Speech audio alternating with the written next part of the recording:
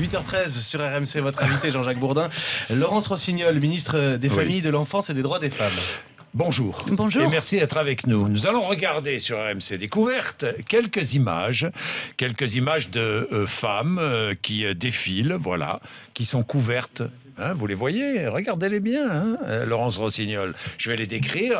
Elles ont un foulard ou elles ont un hijab, qui est un voile islamique. Voilà. Plusieurs grandes enseignes de la mode se lancent dans des vêtements adaptés aux traditions musulmanes. Marks & Spencer, qui annonce qu'elle allait lancer un maillot de bain intégral. Un burkini pour les femmes musulmanes. Un burkini, maillot de bain intégral. H&M, qui fait de la pub avec une femme aux cheveux couverts. Uniqlo, qui a annoncé la mise en vente de hijab, de voile islamique et d'autres, Dolce & Gabbana, enfin bon, etc., etc.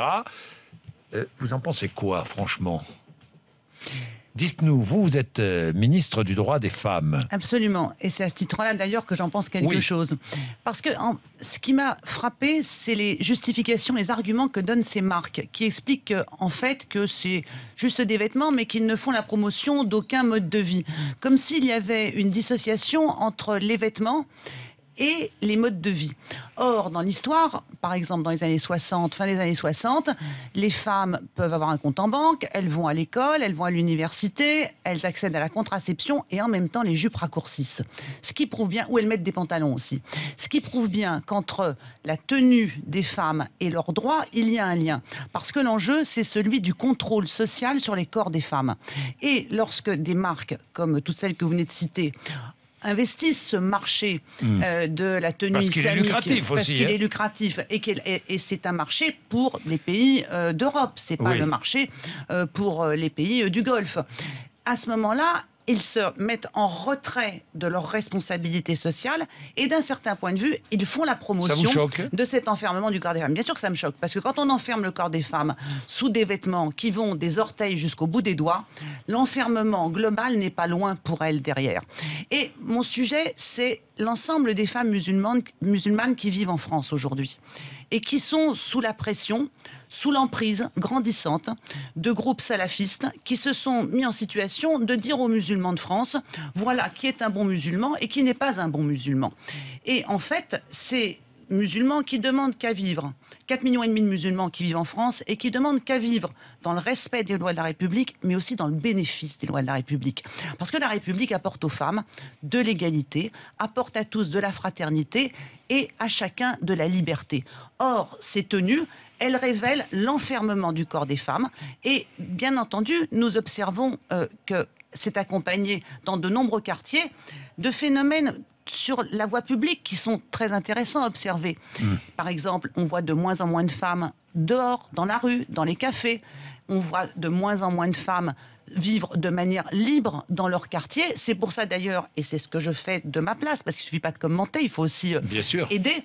Ce que je fais de ma place, c'est que j'aide, je suis avec attention ce que font des groupes de femmes. Vous ne pouvez rien faire, là. Ce sont de grandes marques qui mettent ces femmes à la devanture. Qui joue. Je lisais un sociologue de la mode qui disait on assiste à un véritable tournant. Pour la première fois, des tenues islamiques sont créées. Il y a un enjeu idéologique et financier, mais il y a un enjeu idéologique contre lequel...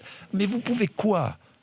Mais ce qu'on peut faire d'abord, c'est parler, c'est dire, c'est mettre des mots sur ce qui se passe. Et c'est surtout... Pas interdire, pas question d'interdire. La vie ne se passe malheureusement pas en façon binaire entre j'interdis et j'autorise. Bien sûr, on ne peut pas interdire, mais en même temps, ma place, mon rôle, c'est d'aider les femmes qui veulent résister à cette emprise des salafistes dans les quartiers. Et il y a des groupes de femmes à Aubervilliers, par exemple. Il y a des femmes qui, tous les 15 jours, s'installent dans un café de manière ostentatoire en disant « les cafés, c'est aussi pour les femmes, on n'est pas recluses à la maison ».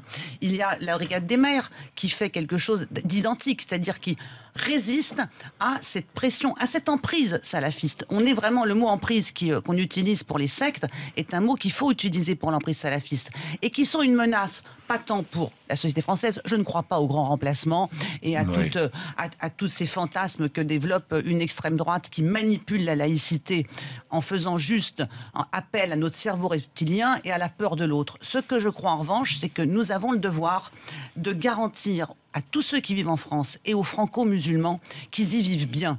Et y vivent bien, c'est les protéger de ces menées, de ces gens qui se sont mis en situation de dire c'est nous qui disons la loi publique et la loi sociale dans les quartiers. La pression sociale est telle sur de nombreuses femmes qu'elles résistent puis elles abandonnent. Mais elles résistent, elles abandonnent si elles ne sont pas soutenues, si elles ne sont pas aidées. On a fait des grandes erreurs dans le passé. Par exemple, quand on a mis en place la politique des grands frères. Puis certaines choisissent aussi. Mais bien sûr, il y a des femmes qui choisissent. Il y avait des nègres africains, des nègres américains qui étaient pour l'esclavage. Hein, et puis il y a aussi vous toujours. Vous croyez pas, vous, à une femme qui choisit de porter le voile ou mais bien vous sûr croyez pas? Mais non, mais je crois que ces femmes sont pour beaucoup d'entre elles des militantes de l'islam politique. Et je les aborde comme des militantes, c'est-à-dire que je les affronte sur le plan des idées et je dénonce le projet de société qu'elles portent. Je crois qu'il peut y avoir des femmes qui portent un foulard parfois, et puis il y a des femmes qui veulent l'imposer à tout le monde parce qu'elles en font une règle publique. C'est toute la différence dans la laïcité entre la foi et l'islam politique ou la chrétienté politique. À chaque fois que la religion cherche à établir des règles pour tout le monde, nous sortons de la laïcité. Et aujourd'hui, effectivement, il y a des femmes qui militent pour l'islam politique, et puis il y a des femmes qui effectivement subissent la pression globale du quartier et qui au bout d'un moment finissent par céder. Nous, notre rôle, c'est de les aider, c'est de les soutenir, c'est de les mettre en situation d'affronter l'islam politique. Et affronter l'islam politique, c'est leur donner des armes, d'abord idéologiques, intellectuelles, des lieux où elles peuvent être présentes, et puis aussi des activités, des associations qui sont là et qui résistent et que nous devons soutenir. C'est ce que nous faisons. C'est ce que j'essaye de faire aujourd'hui. Et surtout, je dis non. On ne peut pas admettre que c'est banal, que c'est anodin, que de grandes marques investissent ce marché et, en fin de compte, mettent les femmes musulmanes dans la situation de devoir porter ça. C'est la pression qui est faite sur elles. Donc, c'est irresponsable de la part de ces marques. Nous, les politiques, on est souvent mis en situation... Irresponsable. C'est irresponsable. Nous, les politiques, on nous met souvent en situation de rendre des comptes. On en appelle à nos responsabilités.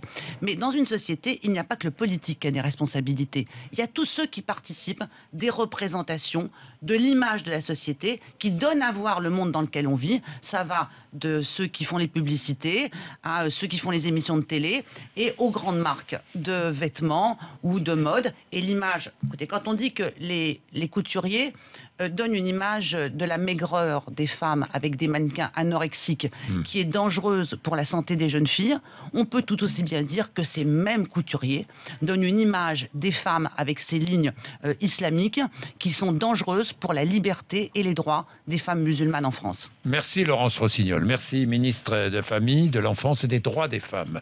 Il est 8h.